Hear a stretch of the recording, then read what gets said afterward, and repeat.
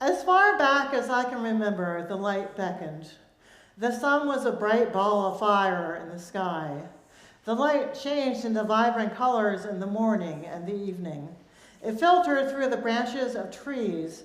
The sunlight had, in fact, shined down and helped form the trees, so the light was in the trees along with the rain and the earth.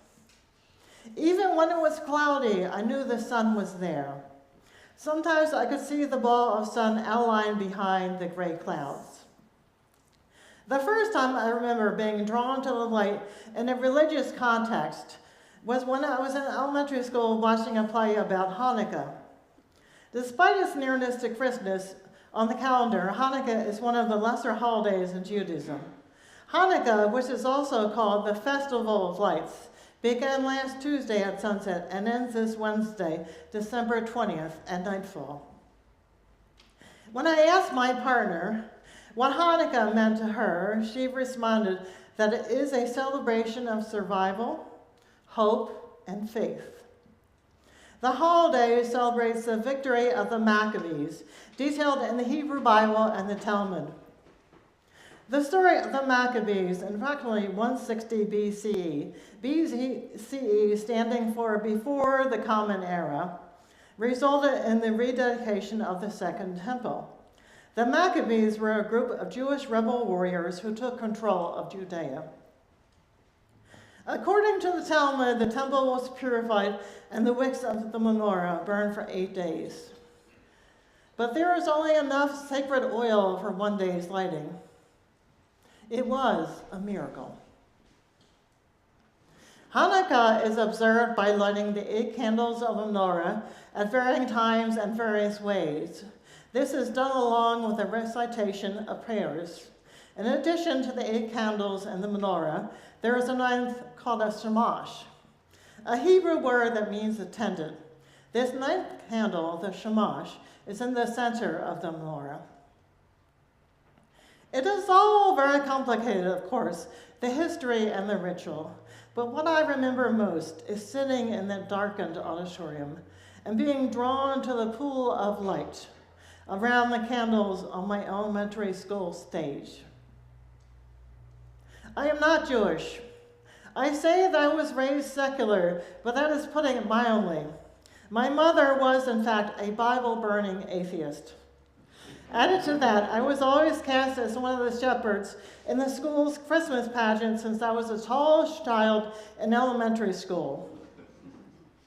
Also, I had Jewish neighbors, and as a future lesbian and bookworm growing up in the sameness of a working-class neighborhood, I may have responded to difference and had a realization that I was a part of it.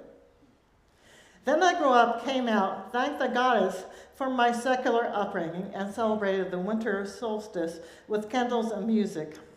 This year, the solstice falls on December 21st. As Jim mentioned, the winter solstice, traditionally the shortest period of daylight and the longest night of this year, is this coming Thursday in the northern hemisphere of planet Earth, which is where we are. One of our friends who we celebrate the solstice with is Julia Haynes.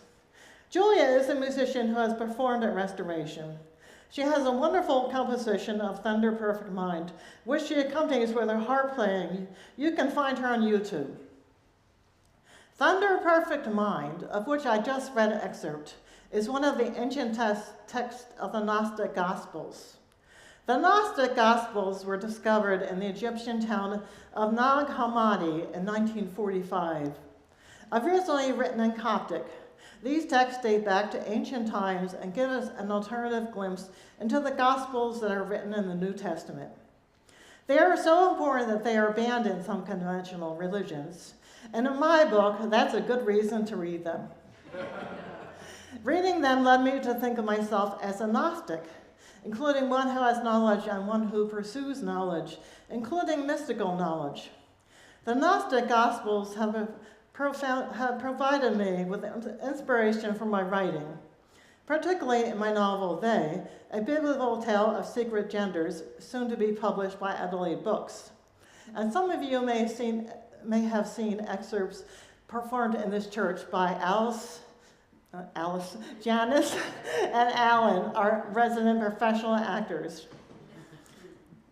And the Gnostic Gospels also inspire me in the novel I am currently writing, titled The Unicorn, the Mystery. I'm inspired by the Gnostic Gospels in part because they let in the light. In particular, they let in the light of the feminine. As Julie says in her rendition of Thunder, I am godless. I am goddess. So how does finding the light factor into my experience of Unitarian Universalism? Later in life, after 50, I found a religion that fit my values. I found a religion wide enough, and I might add secure enough, to embrace nonconformity. In finding a congregation that is diverse in many ways, including religious diversity, I have found a deeper sense of myself. And in that self, I've recognized that the darkness is at least as necessary and as important as the light. As a creative writer, I spend much of my time in the gray matter of imagination.